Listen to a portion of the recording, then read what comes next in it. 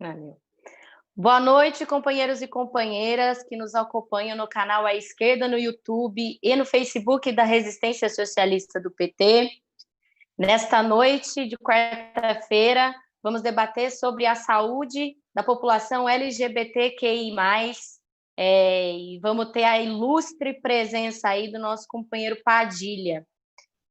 Para iniciar, gostaria de saudar principalmente o nosso companheiro Rafael San, de Belo Horizonte, que foi o idealizador desse espaço, mas infelizmente está com Covid-19, né? Então desejamos pronta recuperação para o companheiro, dizer que estamos aqui à disposição, que ele se cuide e que esse espaço é fruto de Rafael San, nosso militante aguerrido. Bom, Ícaro, se apresenta aí para a galera também, que vai ajudar aí nessa grande mediação. Valeu, Marina. Primeiro, gente, boa noite. Marina já apresentou aí esse espaço importante para a gente discutir sobre nossas vidas, né? Que é uma grande discussão do momento. A gente fala de saúde, mas a gente fala prioritariamente de vida, de direitos, de dignidade. E aí já queria agradecer também ao companheiro Lindbergh, né, por ter disponibilizado seu canal no YouTube para a Resistência Socialista estar promovendo diversos debates como esse que a gente vai estar promovendo hoje.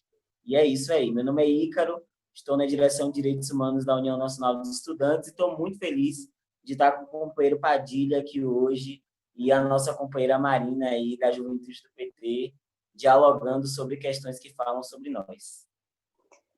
Querido, lá, então nessa noite, como eu disse, nós vamos ter uma ajuda muito especial, né, para um assunto tão importante.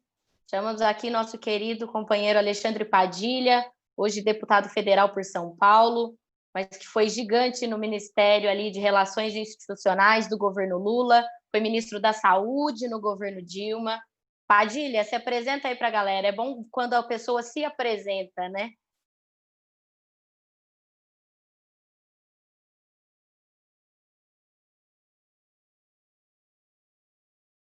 Padilha está sem som. O microfone.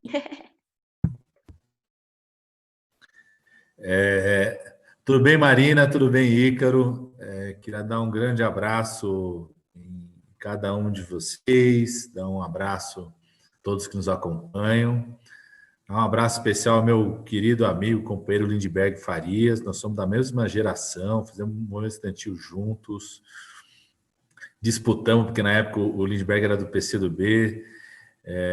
Não sei se vocês sabem, o Lindbergh começou na faculdade, no curso de medicina, na Paraíba, e eu entrei na faculdade de medicina em 89, entrei na Unicamp. A gente foi da geração que montou a DENEM, a Direção Executiva Nacional de Medicina, e aí a gente ganhava do Lindbergh na medicina. Aí ele saiu da medicina, porque a gente ganhava do JS do PCdoB, né, as executivas de cursos, fóruns, entidades de saúde. As executivas de curso foram uma criação basicamente de petistas naquele momento, os petistas que lideravam a criação das executivas de curso. Aí ele saiu da Paraíba, a gente se reencontra quando ele, no Congresso da Uni de Campinas de 91, ele entra para a Uni como, acho que diretor de escolas públicas na época.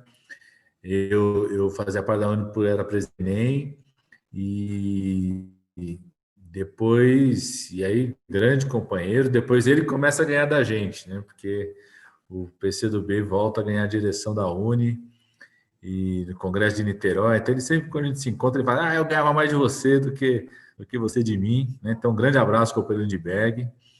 E uma alegria aqui, Marina, Ícaro, de estar junto com vocês, poder falar um pouco sobre esse debate, que é um debate desafiador para todos nós, né? Desafiador porque é uma população que já sofria muito com estigma, com preconceito, com a violência.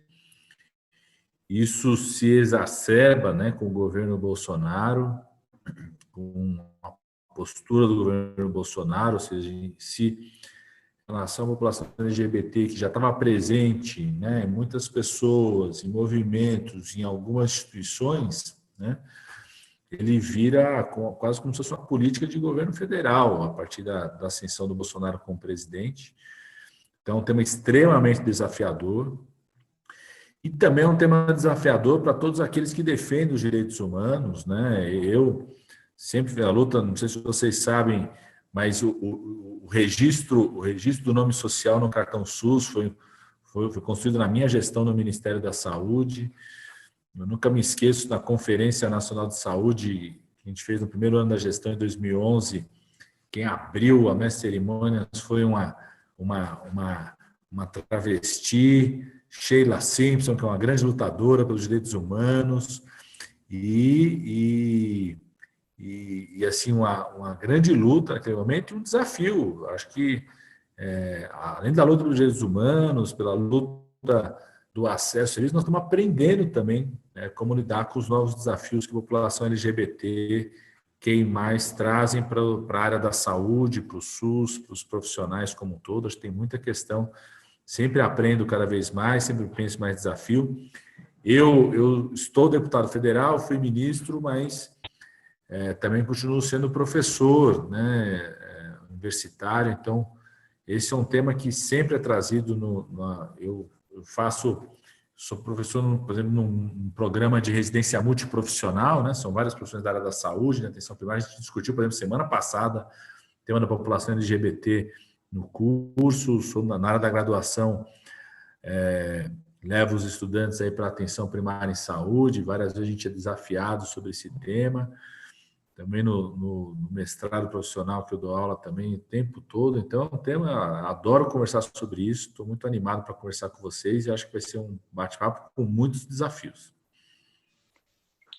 Padilha, já vimos que você é um grande camarada de memória, tem muitas memórias, né?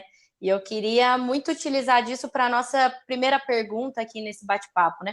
Você é um ministro que instituiu a Política Nacional de Saúde Integral da população LGBT, né? Que é um marco para a gente. Nós já tínhamos ali em 2004 o Brasil Sem Homofobia, né? Que é gigante também, mas aponta mais diretrizes. Mas você institui, né, a Política Nacional de Saúde Integral. E aí eu queria saber, Padilha, como foi naquela época? Tanto internamente, né? Porque a gente sabe, né? Até mesmo dentro das próprias organizações, o quanto é difícil, né, o debate e de mostrar a importância dele, a articulação com os movimentos sociais, e o que você enfrentou? O que você teve que enfrentar para a instituição dessa política, e quem estava do teu lado, e como que foi todo esse processo? Foi um processo muito rico, né? Porque ele vem, como vocês falaram, ele vem do Brasil Sem Homofobia. No campo da saúde, a temática do preconceito, do estigma, de enfrentar esse tema já vem desde a luta contra a AIDS, lá no começo, né, final dos anos 80, começo dos anos 90. Eu sou médico infectologista por conta disso, dessa luta contra a AIDS. Foi o momento que eu tinha que decidir qual era a minha especialidade. Então, era um tema muito desafiador para a minha geração, né? Eu sou da geração que teve artistas, que teve celebridades, teve amigos, né, que infelizmente morreram de AIDS. Então, era um tema muito forte, mobilizador. Então, esse sempre foi um tema muito mobilizador na área da saúde. Ele começa com muita força a partir da luta contra a AIDS, a gente precisa reconhecer isso. E ele, com o tempo, começa a ganhar uma força muito maior, exatamente, inclusive, algo que a gente sempre defendeu, de ter um certo descolamento, né, da temática LGBT, depois veio QI+, vai se ampliando esse debate, que ele não fosse um debate restrito ao debate do HIV, da AIDS, das doenças sexualmente transmissíveis, das infecções sexualmente transmissíveis. Então, ele ganha um impulso grande com o Brasil Sem Homofobia. Tem um impulso muito importante que ainda no governo Lula, que é a primeira conferência nacional. Até lembrando um pouco da memória, né? A conferência ela é convocada como Conferência Nacional pelos Direitos da População GLBT. É na conferência que inverte a ordem das letras, né? Foi um momento muito legal, inclusive, porque hoje eu era ministro da Coordenação Política do presidente Lula, o Paulo Vanuc era o ministro dos Direitos Humanos, E a gente que foi junto com o presidente Lula até a conferência. Te digo que tinha gente que falava, era melhor o Lula não ir na conferência. Tinha gente, e o Lula falou assim, não, eu vou, eu quero ir lá, que história é essa que eu não vou? Né? Eu e o Paulo Vanucci lá, não, tem que ir, tem que ir. O Franklin Martins também, que era o ministro da SECOM, da parte da imagem, SECOM, não, temos que ir, temos que ir. E na abertura da conferência, foi muito legal, na abertura, de repente começa aquele movimento, né? Até então, todo mundo falava GLBT, né? O G vinha na frente. E as mulheres lésbicas falavam assim, ó, até aqui tem machismo, né? Até aqui história de gênero masculino tem que vir na frente, então tem que inverter. E aí, a partir daí, virou todo o debate LGBT, e depois vieram as outras orientações, né? Vai se ampliando cada vez mais. Então, teve um impulso muito grande, que foi essa conferência dos direitos da população LGBT, que foi quase com certeza no último ano do governo do presidente Lula, foi no último ano de fato. E aí começa o governo Dilma com esse impulso, né? Ainda mais forte, um conjunto de ministérios buscando incorporar esse tema. E na área da saúde, a gente já vinha com um grupo de trabalho, já no governo Lula, para a elaboração da política nacional da população LGBT, começou com o ministro temporâneo esse grupo de trabalho, só que não tinha aquilo que a gente chama da implementação da política, que é o seguinte, no SUS, o Ministério da Saúde não faz nada sozinho, então o Ministério pensa, montou grupo de trabalho, uma demanda da conferência, tudo, mas você precisa pactuar isso com estados e municípios. É a partir daí que ela vira uma política do Sistema Único de Saúde. Então, em 2011, eu assumo o Ministério e um dos temas centrais nossos era terminar o ano com a pactuação concluída com os estados e municípios. A gente colocou como uma meta nossa, a gente ia ter a Conferência Nacional de Saúde em novembro, acho que ela acontece em novembro, ou primeira semana de dezembro, final de novembro, dezembro, e a nossa meta é o seguinte, nós queremos terminar, a gente não abre mão, discutindo com os estados e municípios, a gente quer terminar o ano com a política assinada, então a gente assina, inclusive, já é a portaria fruto da pactuação na abertura da conferência, por isso que eu fiz questão, inclusive, que a Keila Simpson fosse a mestre de cerimônias, ela que abre a conferência, ela que canta o hino nacional, foi uma auê a Conferência Nacional de Saúde, que é uma travesti, e foi bem interessante, foi muito simbólico. Os convidados internacionais, a Conferência Nacional de Saúde do Brasil tinha convidado internacional, porque o mundo inteiro vinha ver por causa do SUS, todos eles ficaram muito pressionados, aí também levaram a política para os seus outros países, tudo, né? E tem algumas questões que eram questões que o Ministério podia decidir, por exemplo, o registro do nome social no cartão SUS. Isso é uma portaria nossa do ministro, então a gente fez isso o mais rápido, antes mesmo da conferência, já fizemos todo o processo de informação, que é uma questão fundamental, né? Eu nunca me esqueço, assim, 2, 3 anos depois que a gente já tinha o registro, eu nem era ministro mais, acho que eu estava junto com a Haddad na prefeitura de São Paulo. Um dia, acho que até foi um encontro da Uni, viu, Ícaro, em São Paulo, e o pessoal fez um grupo de trabalho sobre saúde e população LGBT, me chamaram, tudo, e um menino deu um depoimento assim, muito forte, né? E ele contando, né, que ele é travesti, e ele contando que por muito tempo, antes de ter o registro social, o registro do nome social, ele falou assim, olha, Padilha, você não sabe o que é essa transformação para a gente. Ele falou assim, que muito tempo antes de ter o direito de você colocar o seu nome social no registro do cartão SUS, ele não ia na unidade básica de saúde, porque ele ficava com vergonha ou se sentia agredido de estar lá e ser, né, não ser chamado pelo nome social dela, ser chamado pelo nome que estava lá no registro de nascimento. Então, ele pedia para um amigo ir no lugar dele. Olha isso. Um amigo ia no lugar dele, né? Esse amigo era atendido, consultado como se fosse ele. Então, ele contava os sinais e sintomas para o amigo contava para o profissional.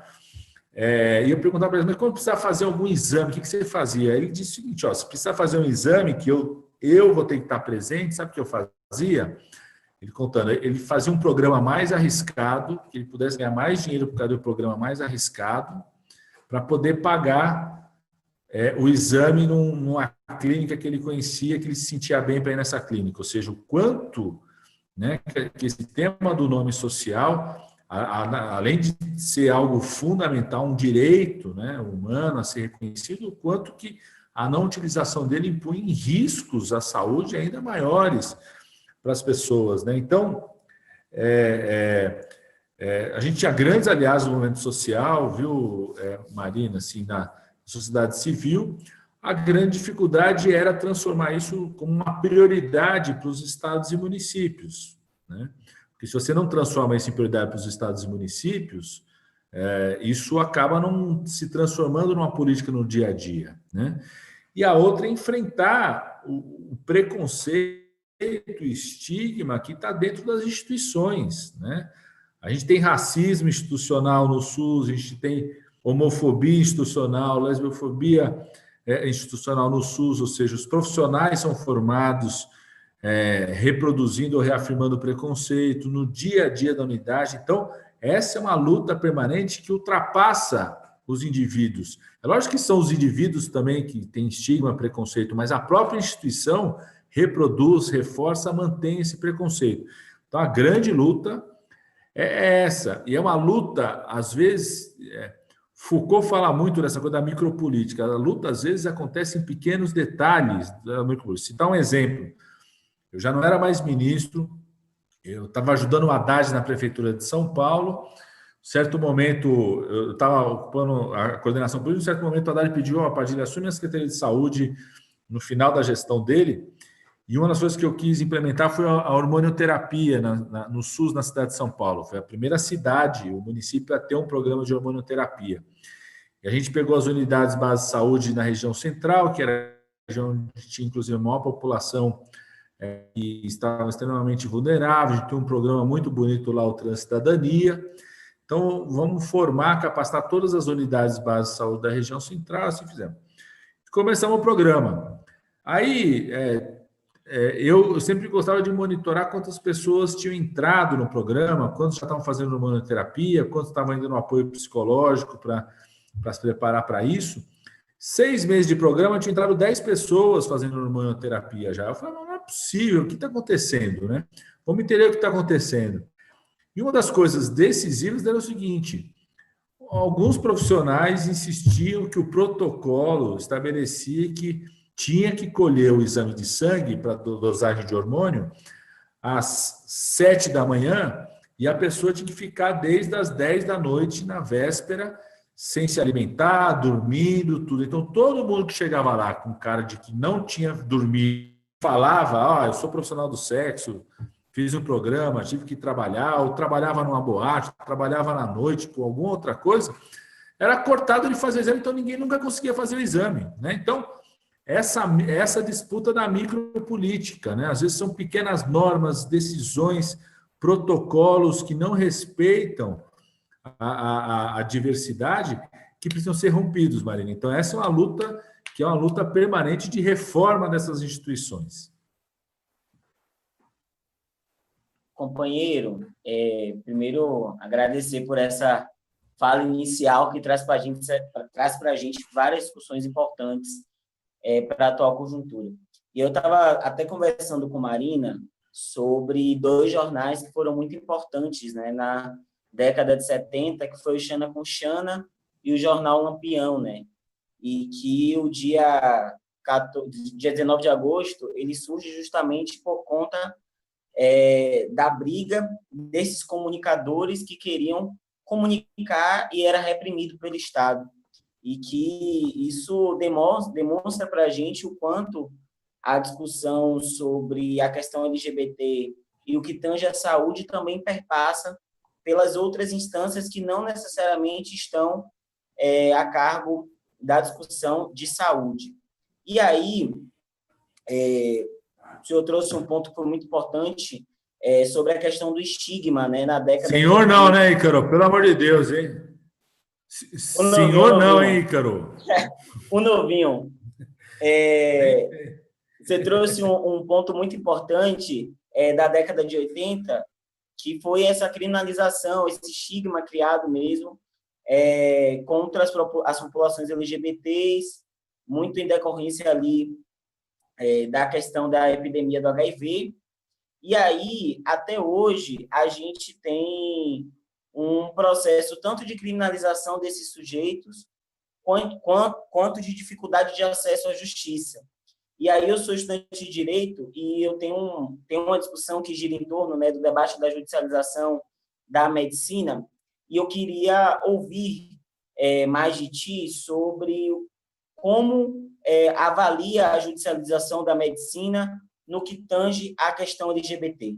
E aí eu falo isso porque, se a gente observar, a discussão da criminalização da homofobia saiu não de uma disputa do executivo e do legislativo, mas de uma discussão do judiciário, uma decisão monocrática do STF, que na nossa avaliação é uma decisão vitoriosa, mas que aponta também aí uma contradição sobre a democracia, né? O quanto é importante e o que vale essa democracia, e o quanto a judicialização em determinadas situações é importante para a manutenção das nossas vidas e da dignidade. Aí eu queria ouvir um pouquinho de ti sobre o seu olhar sobre a judicialização da medicina no que tange à questão LGBT. Não, ótimo, Ícaro. Primeiro, assim, eu acho que a gente precisa separar, né? O que é você ter o judiciário como poder importante para supervisionar, garantir que os direitos que estão estabelecidos na Constituição sejam garantidos, né? E acho que essa é uma luta da qual a gente não pode abrir mão. O Brasil assumiu um compromisso extremamente ousado quando disse que a saúde é um direito de todos e um dever do Estado. A nossa Constituição foi bastante ousada em relação a isso.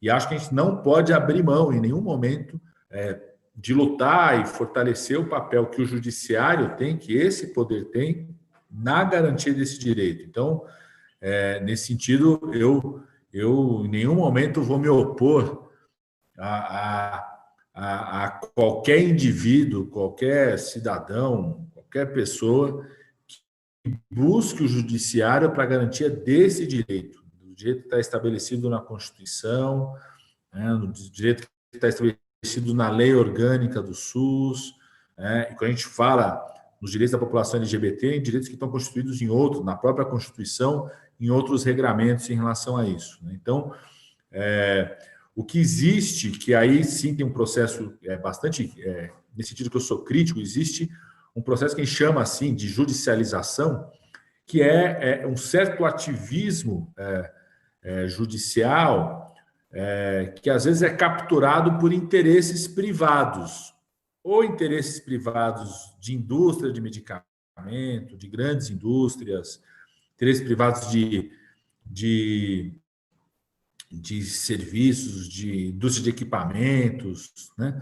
Os mais variados interesses privados, ou às vezes mesmo de indivíduos ou de grupos, de coletividades, que no exercício do judiciário, ou na pressão sobre o exercício do judiciário, muitas vezes geram distorções que a gente diz que rompe com o princípio da equidade. O que é isso, né? Que o fato das vezes você criar uma distorção que faz com que quem tem acesso ao judiciário, ou quem pode pressionar o judiciário, acaba tendo um acesso, não vou dizer privilegiado, mas um acesso que distorce, muitas vezes, o acesso mais coletivo e a equidade, sobretudo, né? Então, acho que, em primeiro lugar, acho que é importante separar essas duas coisas. Por exemplo, eu fui, junto com outros parlamentares, foi na primeira semana que eu estava como deputado federal aqui, meu primeiro mandato, fui outros deputados e deputadas estavam junto conosco, nós fomos lá no STF, deputados de vários partidos, por exemplo, para exigir que o STF aprovasse a criminalização da homofobia, interpretando a lei de combate ao racismo, né? Aquilo está estabelecido como crime do racismo. Fui lá defender isso, porque o Congresso Nacional não se movimenta, e o que movimenta são perspectivas super conservadoras e regressivas, no sentido de garantia de um direito, né?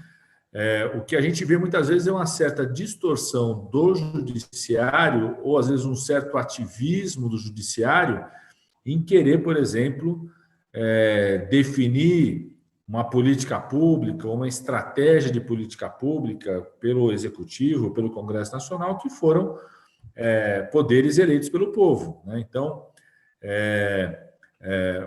às vezes a forma como entregar o direito, né? Porque uma coisa é você brigar pelo direito, a garantia do direito, outra coisa é você querer, através do judiciário, querer impor uma certa forma daquele direito ser garantido. Ou, muitas vezes, de como alguns grupos privados têm essa influência, acabam distorcendo, não é que distorce o direito, mas faz com que você crie um processo que a gente chama pouco equitativo, né? Ou seja, daquelas pessoas que mais precisam, os mais vulneráveis, acabam não tendo o seu direito garantido. E muitas vezes na área da saúde, Ícaro, significa assim, por exemplo, tem vários medicamentos que são extremamente caros, estão sendo desenvolvidos os medicamentos extremamente caros, e que as empresas querem exigir a incorporação no Sistema Único de Saúde, para que o SUS, para que o poder público banque esse medicamento, sem o medicamento ter comprovado, por exemplo, que ele de fato reduz a mortalidade, qual é o tamanho do benefício daquele medicamento. Então, um exemplo muito claro que tá na ordem do dia hoje, né? Por exemplo, tem uma empresa chamada Gilead que produziu um medicamento, não vou falar o nome do medicamento aqui, que é o Remdesivir, posso até falar, que é um antiviral que era visto para tratamento da ebola. Conseguiram ver que esse medicamento pode ter um benefício, ainda não está claro, um benefício para os pacientes que estão internados em situação grave pela Covid-19, né? Essa empresa não quer oferecer esse medicamento de forma gratuita para o SUS, nem aceita você fazer o que a gente chama da licença compulsória. Eu tenho um projeto de lei que estabelece a licença compulsória, o Congresso Nacional aprova a licença compulsória para qualquer medicamento, vacina, produto que seja eficaz para a Covid-19. O projeto de lei, inclusive, foi trabalhado pela sociedade civil. Quero agradecer muito o Fórum de ONGs de enfrentamento à AIDS do Estado de São Paulo, que foi quem me apresentou o pedido desse projeto de lei.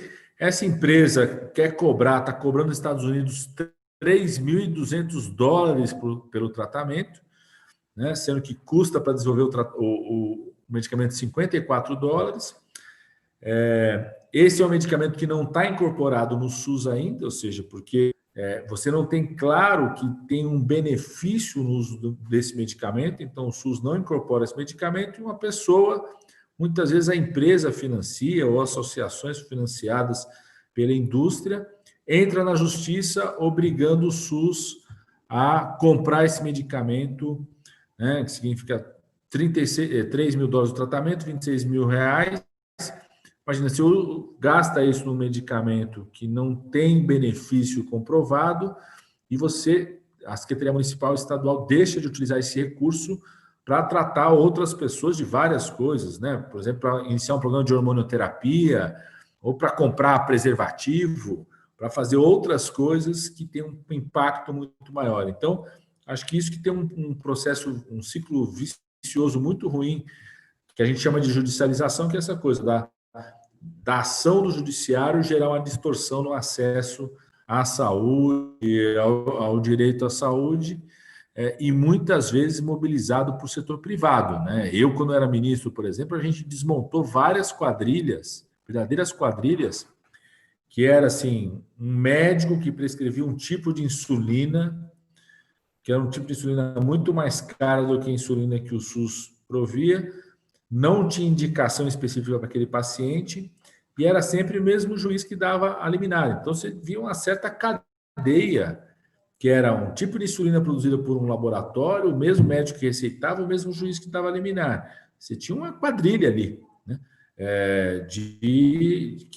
que ganhava dinheiro do sistema único de saúde nesse sentido. Então, é esse processo de judicialização que tem que ser combatido. Padilha, gigantes contribuições. Mandar um abraço para a companheirada do Ceará, o Cleiton, a Carol, a Raimundinha. Dizer que nós estamos sofrendo diversos ataques com mensagens, né, de bolsonaristas. Dizer que furamos a bolha, né? É muito importante quando a gente fura a bolha, ainda mais com uma temática tão importante, ainda mais que uma temática que foi colocada como centralidade através das fake news sobre as questões das políticas públicas dos governos petistas para a população LGBTQI+, né? Então, dizer que estamos muito felizes por furar a bolha, dizer que queremos que vocês escutem, que vocês ouçam, porque o grande companheiro Padilha traz imensas contribuições. Padilha, agora, diante de tudo isso que você coloca, né, dos grandes feitos, né, principalmente através do SUS, porque quando a gente define, né, políticas de saúde para a população LGBT através do Sistema Único de Saúde, a gente está dizendo que a gente quer atender um tipo de população, né, que é a população que depende, né, dessa saúde pública, da saúde gratuita e da saúde de qualidade, né? Então, o Partido Trabalhadores firma esse compromisso. Você citou aí, né, que na conferência a abertura foi de uma travesti. O próprio Brasil Sem Homofobia começa com uma frase muito forte, né, de uma travesti, que ela fala que a travesti é como uma ilha cercada de água, mas em vez de água é a violência que a cerca, né? Então, muito forte. Lá em 2004, nós já colocávamos, né, transexuais e travestis ali na linha de frente. Padilha, por quê? Por que as transexuais e as travestis foram escolhidas, né? Foram aí as grandes chefas quando a gente ia apresentar a política, as políticas públicas, né, de saúde LGBT, principalmente no âmbito da saúde. O que foi o marco para que essas referências fossem essas mulheres transexuais e travestis? Marina, assim, no meu caso, por exemplo, assim, quando assumi o Ministério da Saúde, né, em janeiro a gente já tem o Dia da Visibilidade travesti, da população trans, tudo. E eu nunca me esqueço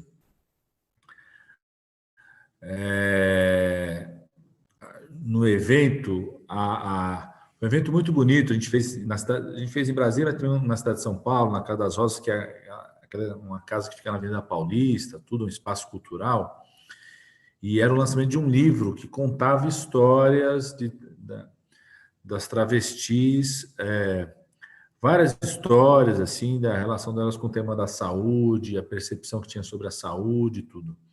E eu nunca me esqueço uma frase feita por uma das que, na fala, que ela disse o seguinte: a travesti é a boneca feia que a mãe esconde quando alguém vem visitar de casa e vem entrar no seu armário, né?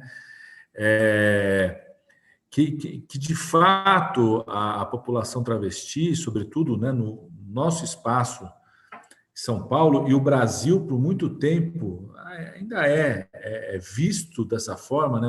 A travesti brasileira é vista como alguém necessariamente profissional do sexo, vivendo em situações de profunda vulnerabilidade, é visto assim no ambiente da Europa, por muito tempo foi vendido o Brasil desse jeito, inclusive, né? Então, de fato, é a população mais vulnerável, né? De fato a população que se expõe em condições de maior vulnerabilidade. Na área da saúde, é a população que se expõe mais às infecções sexualmente transmissíveis. O fato da sua situação de vulnerabilidade socioeconômica acaba expondo mais ao que a gente chama das doenças crônicas, né? Por conta de outros temas que impactam a saúde, desde da obesidade, alcoolismo, uso problemático de drogas, né? A gente na cidade de São Paulo, aí não no Ministério, já ajudando o Haddad, né? O Haddad sempre conta essa história assim, ele levando a filha dele para a escola, numa avenida assim, eles moram numa região da zona sul de São Paulo, que é uma avenida que tem muita travesti, profissional do sexo, desde manhã cedo, e a filha dele falava isso para ele, ele conta isso várias vezes. A filha dele fala assim: a gente não pode, né, antes dele assumir a prefeitura, a filha dele fala assim: a gente não pode né, governar a cidade. A filha dele, na época, tinha 13, 14 anos, um adolescente. A gente não pode governar a cidade de São Paulo sem deixar de fazer alguma coisa para essas travestis que estão aqui diariamente se expondo, né?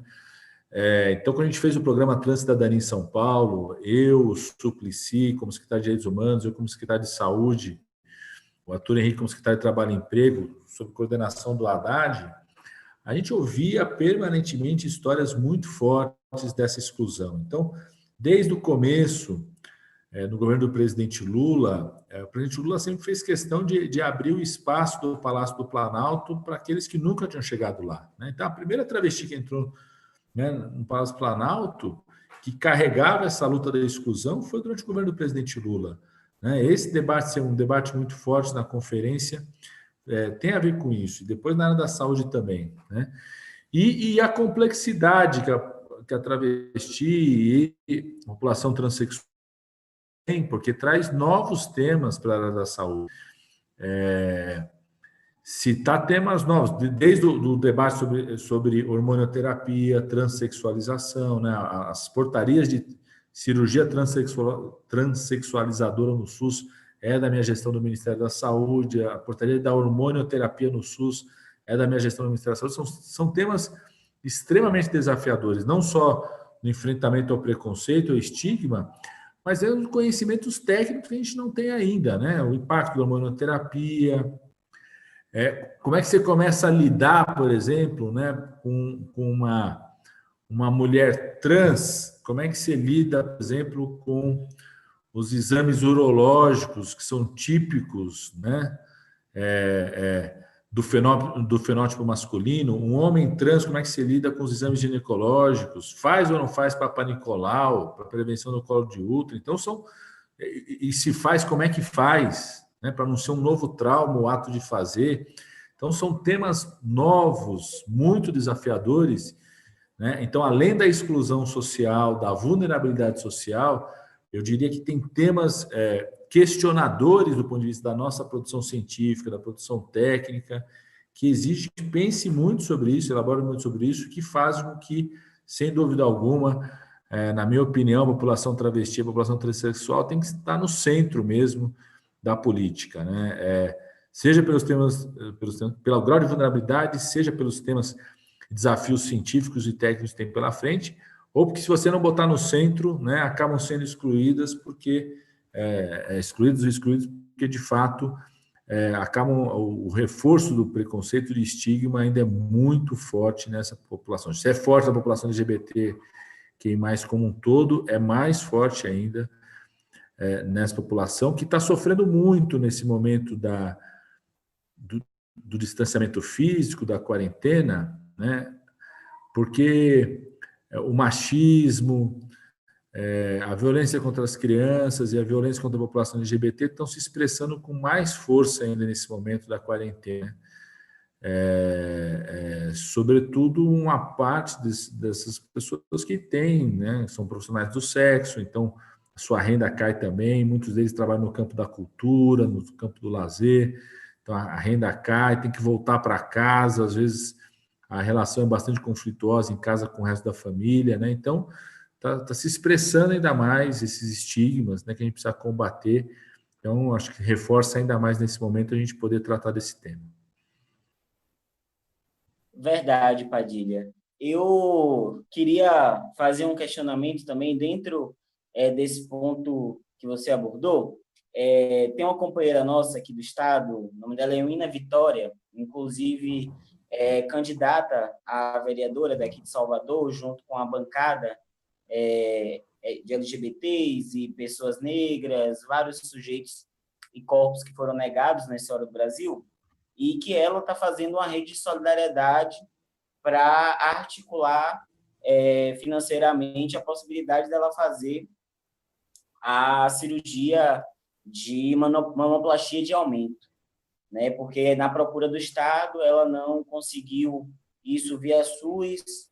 O argumento era que seria uma cirurgia estética, mas a gente entende que, do ponto de vista da saúde, para essas pessoas, né, que precisam ter um autorreconhecimento, reconhecimento social, uma mamoplastia não é uma cirurgia estética, né? É uma cirurgia que fala muito sobre a subjetividade desse corpo. E aí, como eu estou na onda do senhor, não pode falar o senhor.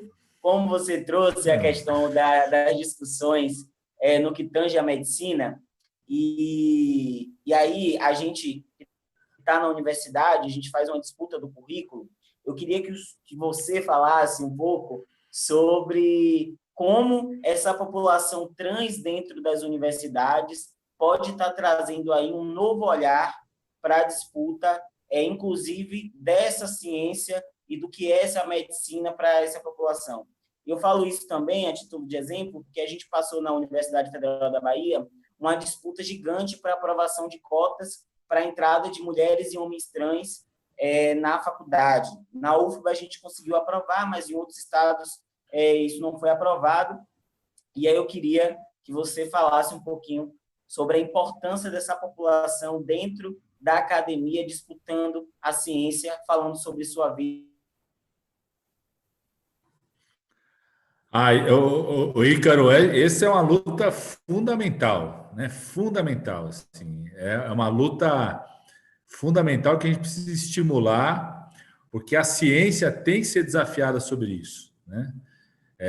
A ciência, nas suas mais variadas metodologias científicas, nos seus mais variados campos e núcleos dos saberes, precisa ser desafiada sobre isso. É uma questão diária que a gente precisa estar desafiando. E eu não acredito que não será desafiada sem a presença dessa população no espaço da academia, desafiando, provocando e produzindo conhecimento sobre isso, né?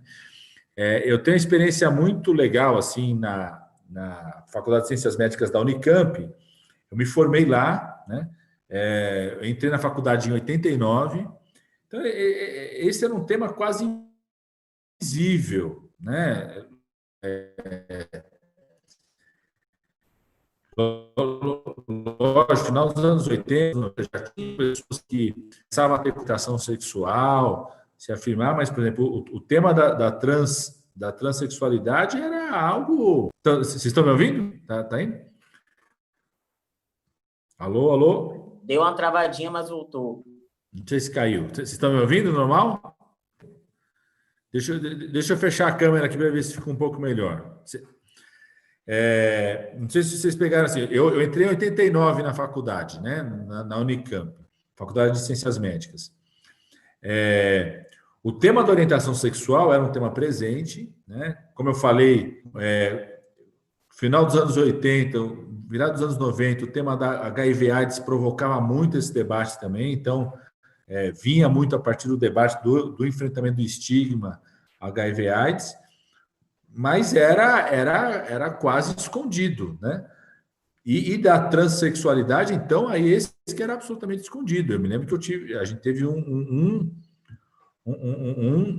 uma mulher trans, assim, que foi no final do curso que resolveu se afirmar como tal, né? E foi, inclusive, um momento muito constrangedor, assim, para aquele menino, a sua afirmação. Eu me lembro, como se fosse hoje, assim, o que fizeram com ele no final do ano, assim, no 6º ano da faculdade, a gente tem que fazer o alistamento ao exército. Então, fizeram ele se expor no meio de todo mundo. Ele já estava começando a tomar hormônio. Era uma coisa completamente escondida, não se debatia. Durante 6 anos de curso de medicina, em nenhum momento foi tratado,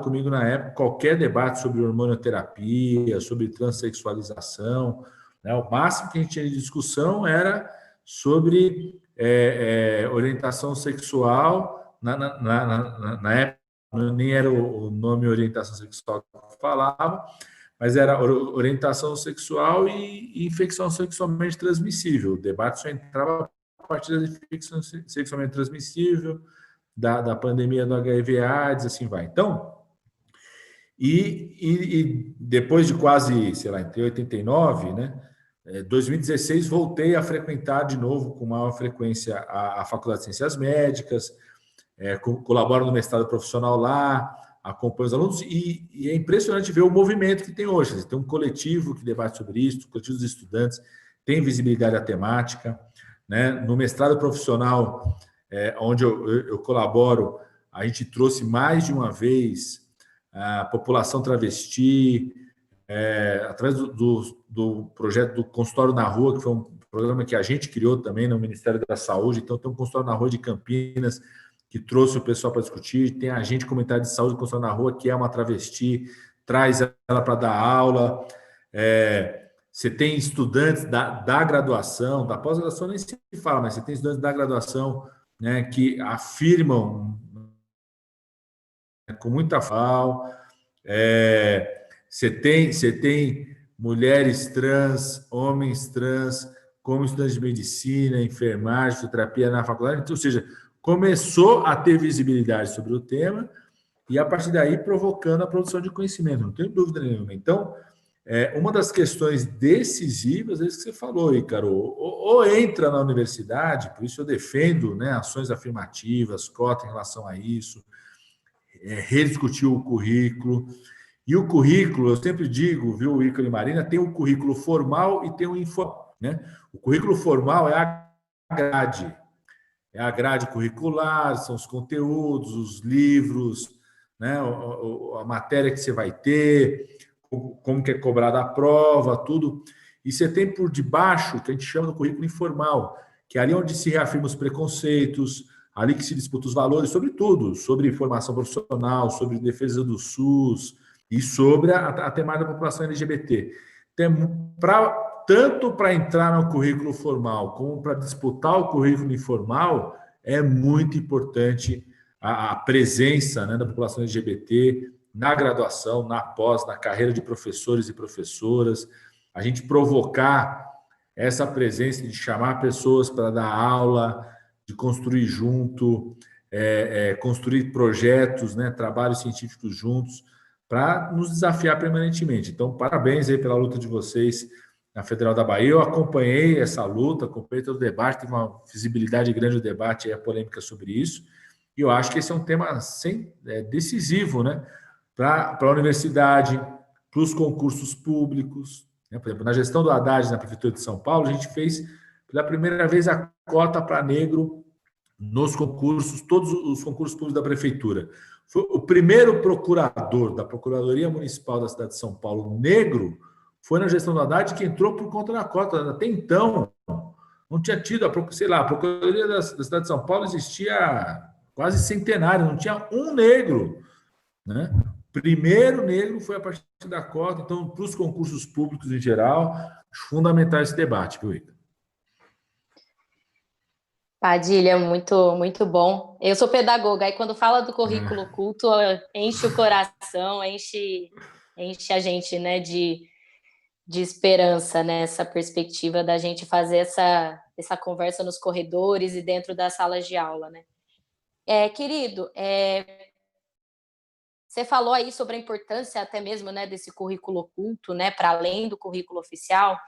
Você, para além de um médico excepcional, um grande deputado federal, um ministro histórico, né, para a população LGBT, é também um militante do Partido dos Trabalhadores, né? Eu queria ouvir um pouquinho de você, a gente já vai chegando aí próximo ao horário da gente dar uma encerrada, mas não alivia nessa resposta. Nós fizemos grandes políticas públicas, né? Nós demos ouvidos, né? Porque voz essa população sempre teve, o que não tinha era ouvido para dar essa atenção, né? Nós demos os ouvidos. Eu queria saber, Padilha, o que faltou? O que você acha que faltou para a gente, até mesmo enquanto Partido dos Trabalhadores, enquanto militantes do Partido dos Trabalhadores, o que faltou? Porque nós ainda somos o país que mais mata transexuais e travestis no mundo. Nós fomos o país aí que sofreu uma grande onda né, de fake news através das temáticas de sexualidade, até mesmo em cima de políticas que nós criamos, né, para essa população. Queria ouvir um pouco de você. O que faltou?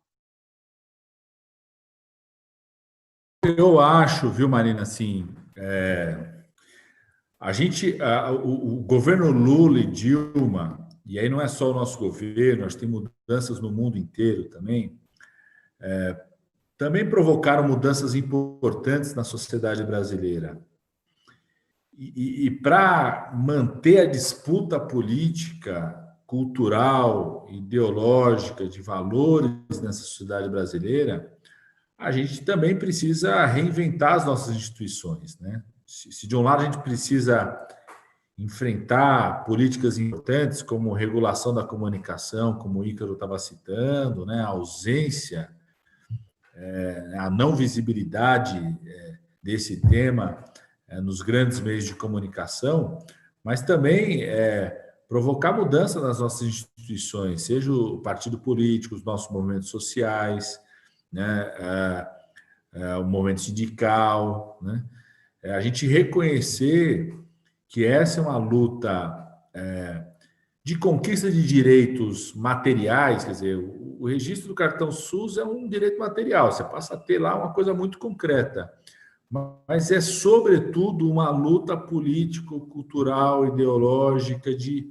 desconstrução permanente, né? E eu acho que a gente não deu conta de fazer essa disputa com a intensidade que ela precisava para a sociedade que mudou tanto, né? O que provocou essa mudança. Eu acho que essa é a grande questão, né? E nesse sentido, o PT precisa assumir isso como força, porque é uma característica que o PT tem muito forte, Marina, Ícaro, assim, por isso que eu sempre fui do PT, sempre do PT, nunca vou sair desse partido, que ele é uma construção muito brasileira, né? Então, é um partido de esquerda que busca afirmar valores, direitos que são universais, que ultrapassam a realidade brasileira, a cultura brasileira. Ele defende a saúde como um direito, defende isso no mundo inteiro, a educação como um direito, direitos humanos, né? A gente defende ali nossa Declaração Internacional dos Direitos Humanos, né? Mas a gente constrói e busca afirmar esses direitos, construindo essa luta uma relação muito próxima, intrínseca com o povo brasileiro, com a cultura brasileira, com aquilo que ela tem de maravilhoso e aquilo que ela tem de preconceitos, do seu passado escravocrata, do machismo, da cultura patriarcal, da cultura do coronel, né? Tem uma força enorme, porque essa foi uma opção que o PT, e isso que fez o PT ser diferente. O PT nunca quis ter uma perspectiva vanguardista, no sentido de achar que ele era o farol do povo brasileiro, né, que estava à frente do povo brasileiro sozinho. O PT, desde o começo, buscou construir isso interagindo com o povo brasileiro. Então, o PT assumir a questão da população LGBT com muita força, com prioridade, é muito importante para provocar essa interação com o povo brasileiro. Você tem até outros partidos que assumem isso como tema, mas é de um distanciamento do dia a dia da luta do povo brasileiro, do convívio do povo brasileiro, da cultura do povo brasileiro, que acaba não estabelecendo interlocução com a população brasileira. Pode até fazer interlocução com um segmento pequeno, com a vanguarda, com a parte da população, até se reproduz desse jeito, mas nunca vai ser um partido de massa com a capacidade que o PT tem de transformar o país. Então, por isso a gente tem um desafio muito grande, né? Que é se reestruturar enquanto instituição partidária, sem negar o que a gente foi, né? O PT, eu sempre falo, tem um vício de origem, que é o PT surgiu negando a história, né? Então a gente surgiu negando as organizações de esquerda anteriores todas. Isso foi fantástico para ser o que é o PT, mas ao mesmo tempo fez com que a gente não tivesse uma perspectiva histórica importante quando a gente assumiu o governo federal, de compreender, por exemplo, né, movimentos que desestabilizaram o nosso governo, que levaram ao golpe, que muitos deles reproduzem o que aconteceu contra Getúlio Vargas, o que aconteceu contra João Goulart, aconteceu contra o Juscelino Kubitschek, né?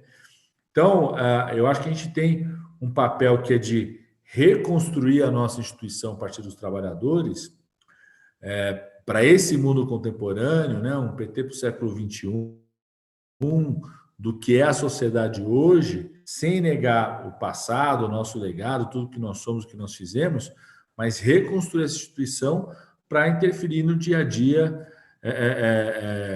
da construção dessa cultura do povo brasileiro. E a gente precisa fazer isso. E se o PT não faz isso, eu, sinceramente, acho que as organizações de esquerda têm pouca potência para fazer isso, porque elas não se construíram junto, interagindo com a cultura, com a forma do povo brasileiro se organizar, priorizar seus desejos. Então, a gente tem uma grande missão, uma grande responsabilidade sobre isso. Eu falava muito isso, Marina, assim, em 2007, a reeleição do presidente Lula no debate interno do PT, eu falava o seguinte, nós temos... O primeiro governo Lula, a gente já fez uma grande inclusão social. No segundo, então, uma revolução de inclusão social no país. E eu dizia assim, outros partidos fizeram isso em outros momentos históricos no mundo, mas a incapacidade desses partidos em debater política, em organizar a sociedade, debater valores, muitas vezes construiu uma população que se incluiu, mas que tinha valores extremamente conservadores, individualistas. Esse, por exemplo, é muito a história, por exemplo, dos democratas nos Estados Unidos, né? O Roosevelt, logo depois da recessão, todo o projeto construiu uma classe média que é extremamente individualista e conservadora, porque não tinha um partido de esquerda para debater valor, para discutir valores com aquela classe média americana. E o PT tem que ser isso no Brasil, né? Eu acho que nós temos uma grande responsabilidade nisso, de se reconstruir enquanto instituição partidária para poder atuar com mais força no mundo contemporâneo hoje. Ô Marina, a gente está encaminhando, né, para o fim, e aí o Padilha ele pontou uma questão que é muito importante, né? Essa questão da virada do século XXI. E hoje, a título de informe, está acontecendo uma greve nacional, né, dos entregadores, né, de aplicativos. E isso apresenta para a gente a complexidade que é a discussão sobre trabalho, sobre saúde e também sobre como essa população LGBT está nessas empresas de entrega de aplicativo, né? Existem entregadores LGBTs, existem entregadores mulheres, existem entregadores negros, e a gente precisa intercalar, interseccionar as discussões. E nessa virada do século XXI, a discussão hoje é a uberização do trabalho, e esses trabalhadores aí se levantaram contra toda a precariedade e violência que eles estão sofrendo, né?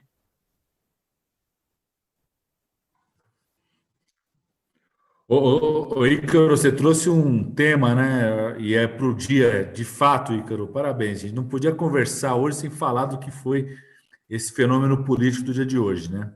Eu tenho um projeto de lei, sempre confundo se é acho que é 5756 ou 5657. Eu vou descobrir aqui depois, acho que é 5756. No ano passado já, exatamente sobre esse tema dos direitos dos trabalhadores e trabalhadoras que atuam nos aplicativos, né? Essa é uma transformação fundamental na nossa sociedade, né? E se a gente, enquanto partido, os movimentos não perceber e não interagir com elas, nós vamos ser absolutamente ultrapassados, né? O PT surge basicamente assim em três grandes movimentos que constroem o PT, né? De um lado, o movimento sindical, né?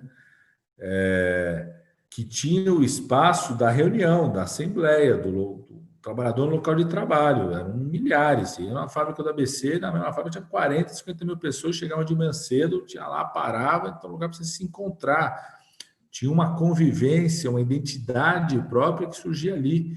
E muitos daqueles trabalhadores passaram, porque muitos deles eram jovens, tinham vindo no ABC, tinham vindo de outras cidades. O Lula veio do Nordeste, outros vieram do interior de Minas, outros do Sul, outros do interior de São Paulo, rural. Então, eles construíram a sua identidade ali, né? Os peões, o metalúrgico. Isso era com metalúrgico, isso era com bancário, isso era com petroleiro.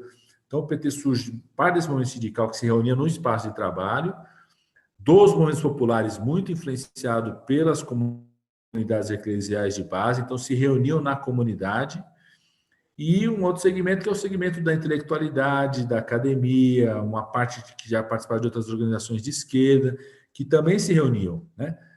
Esse processo da uberização, além da precarização do trabalho, o meu projeto de lei discute exatamente os direitos trabalhistas básicos, né?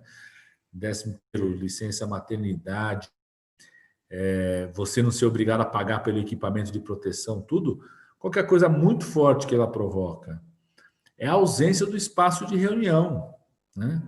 Então, a classe trabalhadora, essa classe trabalhadora desse mundo hoje não tem lugar para se reunir. E não tem lugar para se reunir, não tem lugar para construir sua identidade enquanto classe trabalhadora, tratar dos seus temas. Por isso que é muito forte o movimento que teve hoje, né, que enfrenta esse tema da uberização. Acho que é um fenômeno muito importante, né? Esse meu projeto tenta dialogar exatamente com isso na Cidade dos Direitos e como que a gente trabalha não só, né, esse tema dos direitos trabalhistas mínimos, mas outros temas fundamentais, como o preconceito, puxou, né, a exclusão de gênero, né, e outros pontos, como o tema da cultura, tudo com essa classe trabalhadora, acho que é um grande desafio para todos nós aí. E só puxando, a saúde pode ajudar isso, né? Eu sou um defensor desse tema da saúde, não é só porque eu sou um apaixonado pela saúde pública, pela saúde como direito, mas é porque mexe tanto com um momento tão sensível das pessoas que a luta pela saúde pode ser também espaço do direito à saúde, pode ser um espaço para movimentar esse segmento, né? Se mexe por quê hoje? Porque os caras estão sentindo fome, porque não estão em estafa física, não aguentam mais, né? O estigma e o preconceito com orientação sexual muitas vezes pode significar violência e exclusão, e a saúde pode dialogar com isso, né? O impacto sobre a saúde mental, tudo. Então, acho que a saúde pode ser sempre um espaço de reunião também, de provocar os temas e, com isso, provocar mobilização.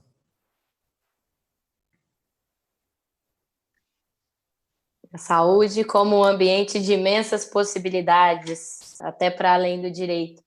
Padilha, nós vamos chegando ao final. Queria agradecer muito em nome da Resistência Socialista do PT por você ter aceitado o nosso convite, da gente ter tido esse papo muito bacana. Você deixa para a gente, além de um resgate histórico fundamental, uma lição na política, mas também aponta, né, quais são esses nossos desafios enquanto uma ferramenta gigante que tem até mesmo dentro de si elementos contraditórios que são da sociedade, mas que a gente precisa formar essa pessoa, devolver novos seres para essa sociedade, para que a gente consiga cada vez mais lidar com esse novo tipo de sociedade, esse novo tipo de população, tudo que vem surgindo de novo. Padilha, muito obrigada mesmo, queridos, e estamos à disposição aí para o que você precisar. Parabéns pelo mandato, muito aguerrido, e muito obrigada, né? Eu, enquanto mulher lésbica, agradeço muito por tudo que você encabeçou nesse movimento das políticas públicas LGBT, e dizendo que vamos precisar ainda muito mais de você hoje, né, no Congresso Nacional. Hoje aí nos representamos, e que precisamos muito mesmo de você enquanto militante aguerrido dentro do Partido dos Trabalhadores para a transformação dessa ferramenta. Muito obrigada mesmo, querido. Eu também queria agradecer muito a presença do companheiro. Muito importante para a gente ouvir essas histórias, essas memórias e mostrar, né, que quem luta esperará o melhor. Então, acho que a gente termina esse espaço de resistência construindo possibilidades para o futuro e debatendo um tema que é tão importante, tão caro para a gente, que é a questão da saúde e a população LGBT. Obrigado, Padilha. Eu que agradeço, viu, Ícaro e Marina, adorei poder conversar com vocês, fico à disposição para a gente fazer mais vezes, mais conversas, né? Esse momento, eu sempre digo o seguinte, o neoliberalismo nos fez conectados, mas isolados, né? Nos fez fez com que o ser humano pudesse se conectar, mas isolado, individualizado cada vez mais. O nosso desafio é estar isolados no distanciamento físico, mas conectados, né? Então, quero agradecer muito. Pedir o pessoal me acompanhar aí, quem quiser mandar sugestão no perfil aí da rede social, no @padilhando. Eu vou deixar um número também, que é o número de WhatsApp nosso, que a gente deixa sempre sobre orientação da Covid-19. Muita gente está perguntando coisa, então, que é 011 97 581 4398. Fica à disposição de vocês também. Um grande abraço.